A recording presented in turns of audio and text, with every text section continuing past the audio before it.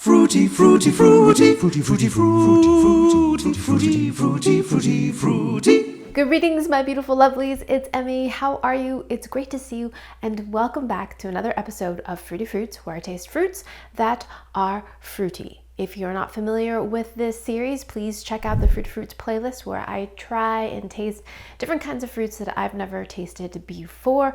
And if you're not subscribed, please consider doing so. So over the weekend, my kid had a basketball game that took us to Connecticut, and for lunch we stopped in a Mexican grocery store that also had a restaurant in it, and we had the most delicious lunch.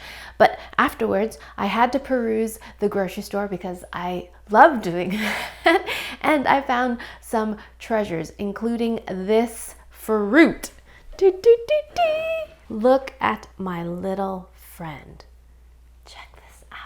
Have you ever seen anything like this before? I have not, but based on its shape and its form, I guessed it was a chayote, and it is. It's sometimes called a vegetable pear, an alligator pear. Chayote is the Mexican name for it. It's also called chocho in Jamaican cuisine, and this particular one is very spiky. I've never seen this spiky variant before.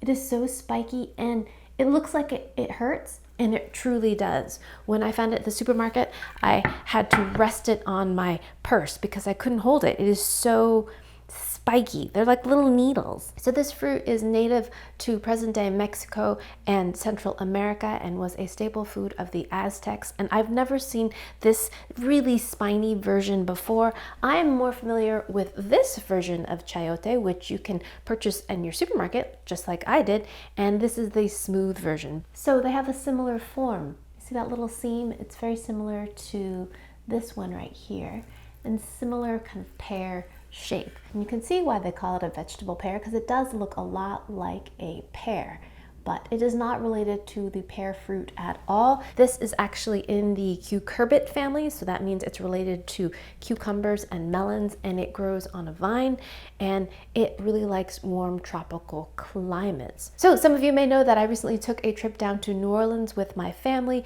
and that is where I learned that this little fruit or squash is quite popular there. It has a festival called the Mirilton Festival, although it hasn't run for the last couple of years, and this is quite popular there as well. It is often cut in half, hollowed out, and stuffed with shrimp or stuffing, and it is very popular around Thanksgiving. You can also make a Mirilton stuffing as well. And I learned that from this book my husband picked up for me. It's called Snippets of New Orleans by Emma Flick. This is a kind of wavier version of the chayote, or the Mirilton as it's called in New Orleans, or Mirilton.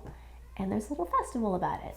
Isn't that great? One little page summary with an illustration about the alligator pear or chayote. Very cool. So when I was paying for my groceries, I asked the shopkeeper how this is prepared and if it was indeed chayote, and she confirmed it is chayote, and she herself personally does not like it. But I asked about the preparation, and she said just boil it. So I'm going to boil actually both of these and just make a very simple taco so we can taste and see the difference between the smooth chayote and the spiky, spiny version. My chicken is very loud right outside my door. What does she want? Handouts? I'm busy. So it's pretty understandable why this would be more the supermarket variety. It's much easier to handle. This you can barely handle at all. But this one, the spiny version, is supposed to have a better taste. It's supposed to be sweeter. Growing up, my mom would prepare chayote in a stir fry. I remember having the job of peeling it, and I also remember having a reaction to the sap. So it can cause a kind of strange sensation on your skin, as if your skin feels a little bit chapped and dry. So it's recommended if you peel these or eat them raw that you do so with gloves. Alrighty, lovelies, let's prepare our spiny chayote. So I've got a little pot of water coming up to a boil, and we're just going to boil these until they're fork tender. That means when you pierce it with a knife or a fork, it easily pierces through with no resistance. Okay, now we're going to put our spiky friend in. Look at that. Isn't that amazing? Look at that. It's like a little porcupine. Doink. little porcupine. I can imagine a little face right there. Okay, right into the water. And this will take about 20 to 25 minutes for them to boil and get nice and tender. In the meanwhile, we can go ahead and make a salsa. So we're gonna make a very quick and easy green salsa, salsa verde, and we're gonna be using some tomatillos. And these are really cute little fruits that live in a papery husk. Peel that back and it looks like a green tomato. And we're going to peel these all off. And they're nice and tangy and bright. This papery husk, and they're actually not, I believe they're related to gooseberries, even though they look like a tomato. They are not related to tomatoes at all. And then we're going to drop them into some boiling water just to kind of blanch them. We don't want the skins to break, maybe about 5 minutes or so. Alrighty, the tomatillos are done. I'm going to pull them out and put them into a blender. It's about 5 small or medium tomatillos, about a pound. We're going to add some onion. This is white onion. About a quarter of a medium-sized onion, 1 clove of garlic, and 1 large serrano pepper that I've sliced up, just to make it easier to blend. To that, I'm gonna add a good pinch of salt, and then we're gonna blend this up. And I've got a little bit of the reserved water in case we need it to loosen things up. I almost forgot the cilantro, pretty important. Good handful. Okay, just whiz this up. Here we go.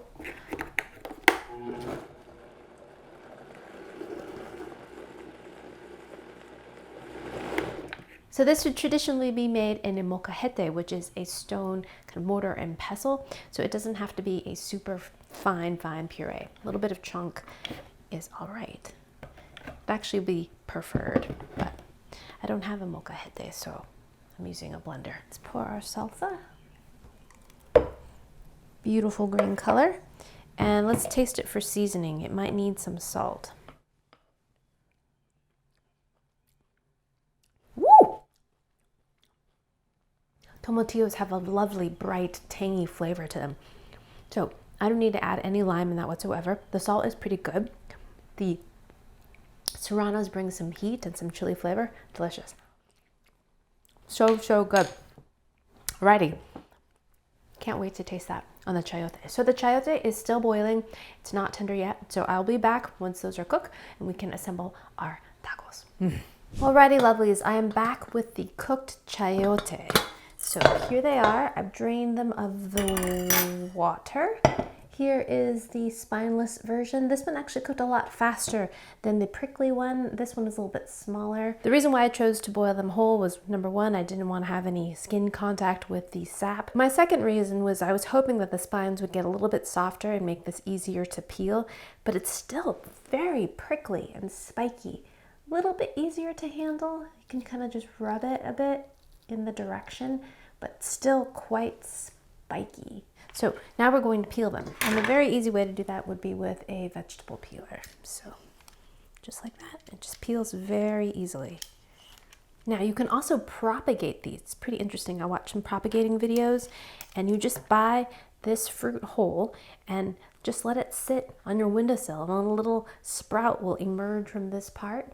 And then from there, a little root as well. So then you can just stick this into the ground and get yourself a whole new chayote plant. Pretty amazing. Also, have you ever played Plants vs. Zombies? This is squash. Squash is inspired by chayote squash. Alrighty, so we'll cut it in half and you'll see the seed. So there's the seed inside. So I'm just gonna slice them up. Oops, can't even see what I'm doing. So this is the spineless version.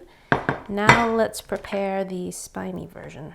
I don't think a vegetable peeler is going to work on it. No. So I'm gonna use a dishcloth here to hold this. And we'll peel it this way. Ow. Boiling it did not really dull the spines too much. Still quite spiky. So after we're done peeling this, we will give it a wash to make sure we don't ingest any of these spines.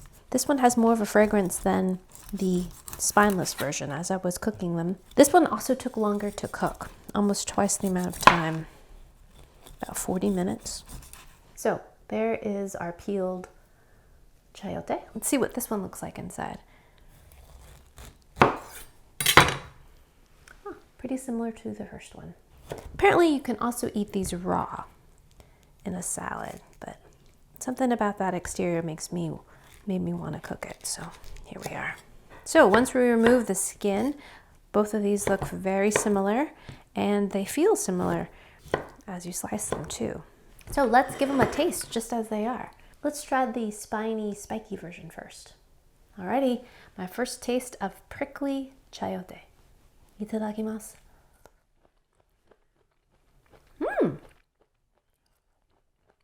Alrighty, so both the taste and texture remind me a lot of winter melon, which is a big Chinese squash, huge watermelon in size, and has kind of a powdery, dusty coating on the outside. My mom grew them when I was young, as did my grandmother, and it's cooked and boiled in soups, and it's absolutely delicious. The flavor is very, very similar.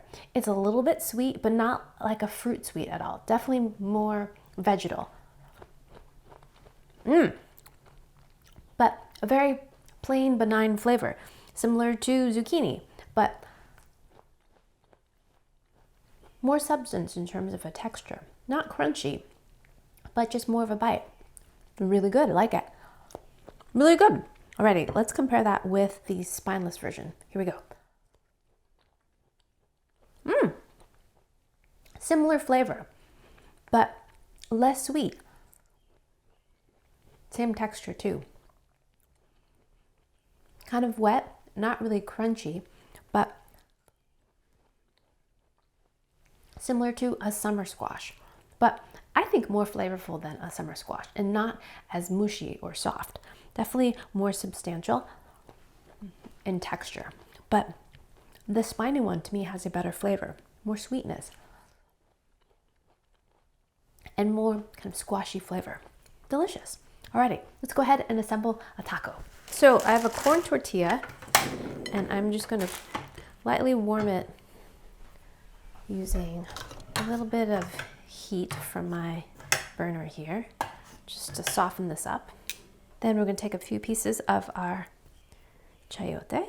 I'll put both inside. A little bit of avocado would be nice, but couldn't find a ripe one at the grocery store. And now our homemade salsa verde on top. And a little extra onion and cilantro. Beautiful. Some tortilla cheese would be nice, but I don't have any. Alrighty, time to taste our spiny chayote taco. Itadakimasu.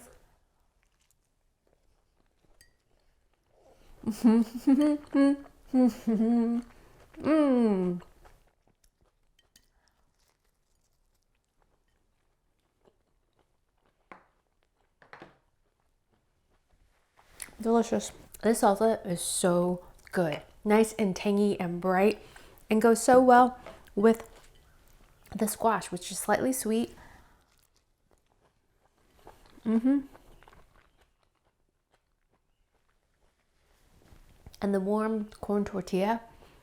Beautiful combination. I think a little punch of salty tortilla cheese or something like that would be welcomed, just for another facet of flavor and texture. I also recommend the chopped fresh raw onion on top. It gives it a nice little pop of crunch and nice oniony flavor. Everything tastes and feels very bright and fresh. Absolutely delicious. Alrighty, my lovelies, that's one way you can prepare spiny chayote. Thanks so much for watching. I hope you enjoyed that one. I hope you learned something. Please share this video with your friends. Follow me on social media, like this video, subscribe, and I shall see you in the next one.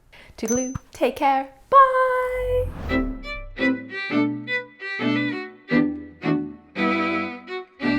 Chayote. What is the sound that the squash makes when he squashes you in Plants vs. Zombies? I wonder how many people actually realize that squash from Plants vs. Zombies is inspired by chayote squash. I wonder. Probably not that many, because they're just like, oh, that's a squash? Never thought it looked like a squash. All right, that's a bit of a tangent. Alrighty, I'm gonna go gobble this down, and I shall see you in the next one. Nothing goofy that time, huh? I don't know. What could I do?